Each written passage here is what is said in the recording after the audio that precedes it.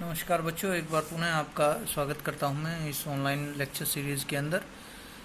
और आज बच्चों हम जो करने जा रहे हैं चैप्टर वो है पॉलिटिकल साइंस का 5th चैप्टर, और 5th चैप्टर का सेकंड पार्ट हम करने जा रहे हैं, और जिसका नाम है challenge to a restoration of the Congress system. इस चैप्टर के अंदर जो फर्स्ट पार्ट है उसमें हमने 97 का जो इलेक्शन था, 1967 का इलेक्शन वहाँ तक किया था। अब हम आगे कंटिन्यू करते हैं।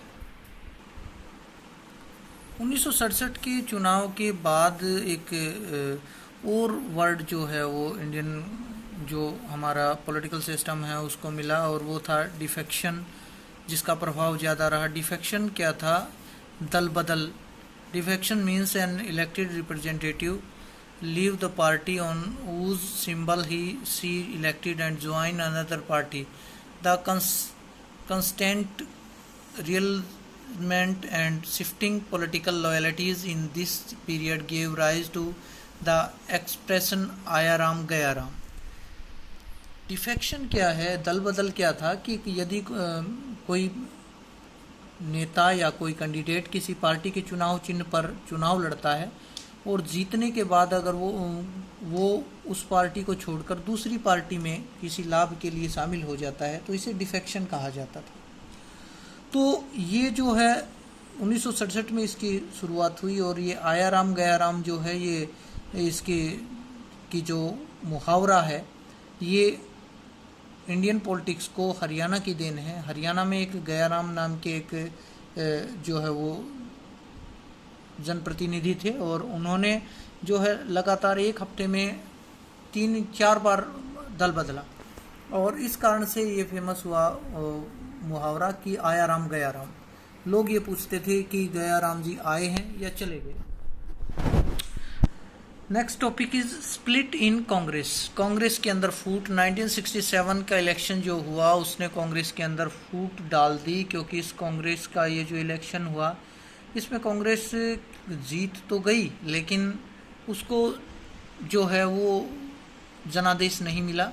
और इसके बाद इंदिरा गांधी ने ये प्रयास किया कि क्यों न कांग्रेस के अंदर कुछ ना कुछ सुधार जरूरी है। अगर ये सुधार नहीं किए गए तो कांग्रेस पार्टी जो है वो अधिक समय तक नहीं टिक पाएगी, और इसके कारण इन सुधारों के कारण जो है वो कांग्रेस के अंदर जो है वो स्प्लिट हुआ, फूट पड़ गई। और फूट के कारण क्या थे? Indira versus syndicate.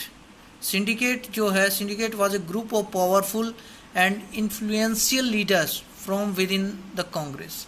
कांग्रेस के अंदर कुछ प्रभावशाली लीडर्स जो थे उनका जो ग्रुप था, जिनके अंदर पाटिल थे, कामराज थे,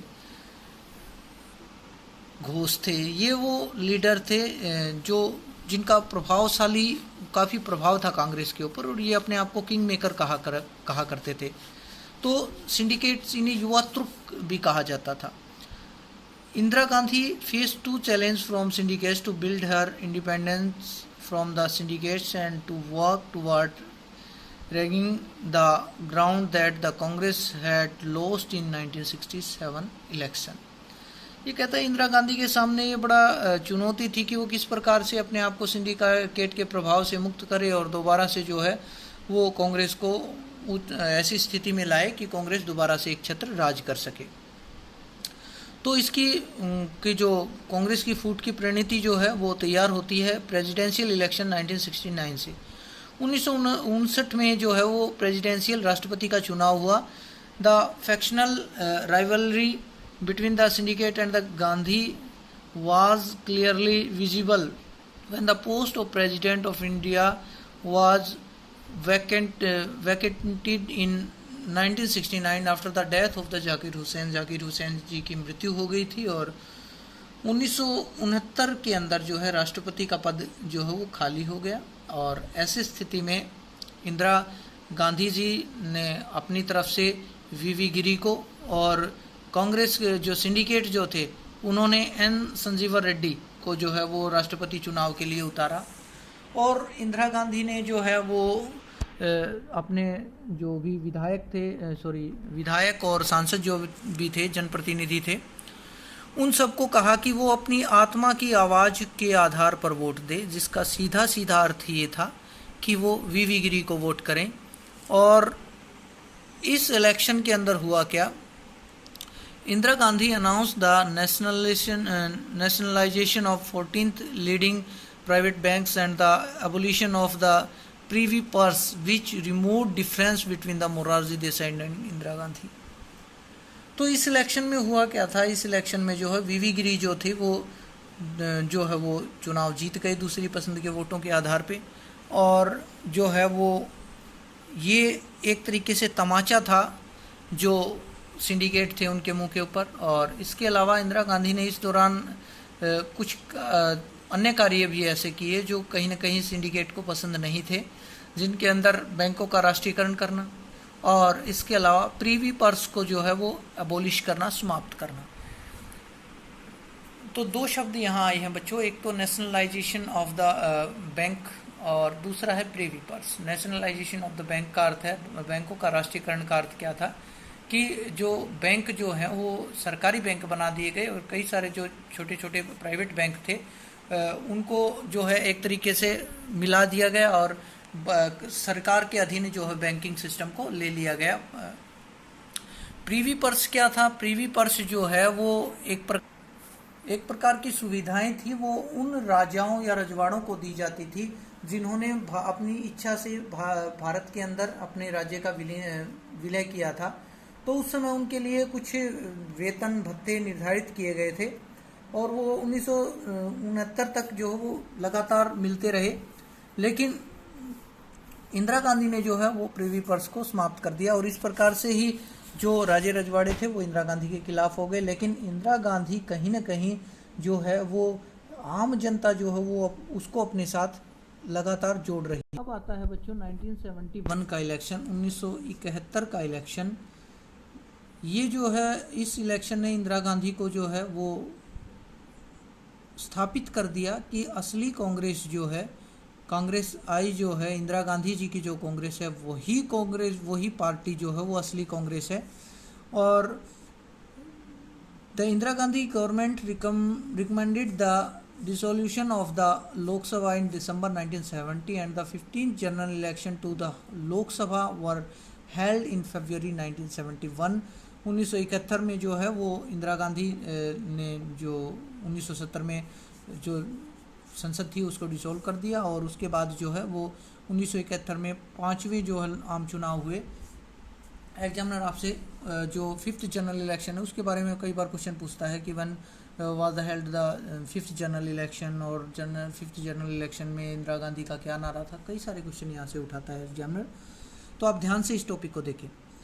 इन 1971 election all the major non communist non Congress opposition party form and electoral alliance known as the grand alliance. 1971 के अंदर जो है वो नॉन कांग्रेस और नॉन कम्युनिस्ट जो पार्टियां थी वो उन पार्टियों ने मिलकर और जो है वो कांग्रेस के खिलाफ चुनाव लड़ा और इसमें कम्युनिस्ट पार्टी ऑफ इंडिया और कांग्रेस पार्टी, इन दो पार्टियों को छोड़कर लगभग सभी जो पार्टियां थी, बड़ी पार्टियां थी, उन्होंने अपना एक अलायंस बनाया जिसे ग्रांड अलायंस कहा जाता है, महागठजोड़ कहा जाता है। और उन्होंने जो है मिलकर एक ही नारा दिया, इंदिरा हटाओ। जबकि इंदिरा गांधी ने जो है वो नारा दिया कि गरीबी हटाओ। यहाँ पर जो जनता जो थी वो ये इस बात को लेकर काफ़ी उत्सुक थी कि हो सकता है इंदिरा गांधी अगर आए तो हमारी गरीबी के अंदर कुछ कमी आए। जबकि जो महागठजोड़ था उसके पास कोई जो है वो भविष्य के लिए कोई योजनाएं नहीं थी और उसके अंदर कोई पॉजिटिविटी नहीं थी। तो इन दोनों ही कारणों से जनता ने जो है वो इंदिरा गांधी को प्रचंड बहुमत दिया और गरीबी हटाओ के नारे के साथ इंदिरा गांधी जो है वो पूर्ण बहुमत के साथ एक बार जो है वो सत्ता में आई। The result of the 1971 Lok Sabha election were dramatic as the Congress R CPI alliance won more seats and votes than the Congress had ever won in the first 4 general election. ये कहते 1971 के इलेक्शन हुए, इसमें कांग्रेस पार्टी और Communist Party of India CPI इन दोनों ने मिलकर चुनाव लड़ा और इन दोनों ने कंबाइनली जो है 375 सीट्स जो हैं वो जीती। अब तक कांग्रेस ने जो है इतनी सीटें नहीं जीती किसी भी जनरल इलेक्शन के अंदर। और अकेले कांग्रेस रूलिंग कांग्रेस उसने 352 सीट्स जो हैं वो जीती इस चुनाव के अंदर। The grand alliance of the opposition proved as a grand failure. The combined tally of seats was less than 40। और जो ग्रैंड अलायंस था वो बुरी तरीके से फेलियर हुआ उसका, और उनका इस पूरे ग्रैंड अलायंस ने 40 से भी कम सीटें जो हो वो जीती। तो यहाँ से रेस्टोरेशन ऑफ कांग्रेस पार्टी कहा जाता है, कांग्रेस की पुनर्स्थापना कहा जाता है। While the consolidate its position and Indira Gandhi assume as a position of unprecedented. Indira Gandhi in many ways had reinvented the party. Now it was a new Congress that had emerged. Congress political authority, the space for democratic expressions of people's aspirations actually shrunk. The people unrest and mobilization around issue of development and economics deprivations continue to grow। ये कहता है इन चुनावों के बाद इंदिरा गांधी ने काफ़ी सारे सुधार किए और उन सुधारों के आधार पर जो समाजवादी नीतियां थी वो अपनाई गई, लोगों के लोक कल्याण के लिए कार्य किए गए, और एक तरीके से ऐसे लगा कि कांग्रेस अब जो है वो पूर्ण तरीके से सत्ता में आ गई है और उसे भारतीय राजनीति के अंदर चुनौती देने वाली कोई भी पार्टी नहीं है, क्योंकि ग्रांड अलायंस जो है वो बिग फेलियर हो चुका था उसका। और उसके बाद कांग्रेस एक तरीके से दोबारा से सत्ता में स्थापित हो गई। इसे कांग्रेस का रेस्टोरेशन कहा जाता है, कांग्रेस की पुनर्स्थापना कही जाती है। अब बच्चों इस चैप्टर के अंदर कुछ वर्ड हैं जो 2 मार्क्स में आपसे पूछ लिए जाते हैं। Defection, an elected representative who leaves the party on whose symbol he is elected and joins another party. जब कोई जनप्रतिनिधि किसी पार्टी के चुनाव चिन्ह पर चुनाव लड़ता है और जीतने के बाद उस पार्टी को छोड़कर अन्य पार्टी में शामिल हो जाता है तो इसे डिफेक्शन या दल बदल कहा जाता है। Non Congress party along with their different program and ideologies together for anti Congress front. Non Congress या गैर कांग्रेस जो है वो पार्टियां जो कांग्रेस को हटाने के लिए एकजुट हुई थी और उन्होंने अपनी आइडियोलॉजीज जो है वो कांग्रेस के विरुद्ध इस्तेमाल की। Congress led by syndicates also known as old Congress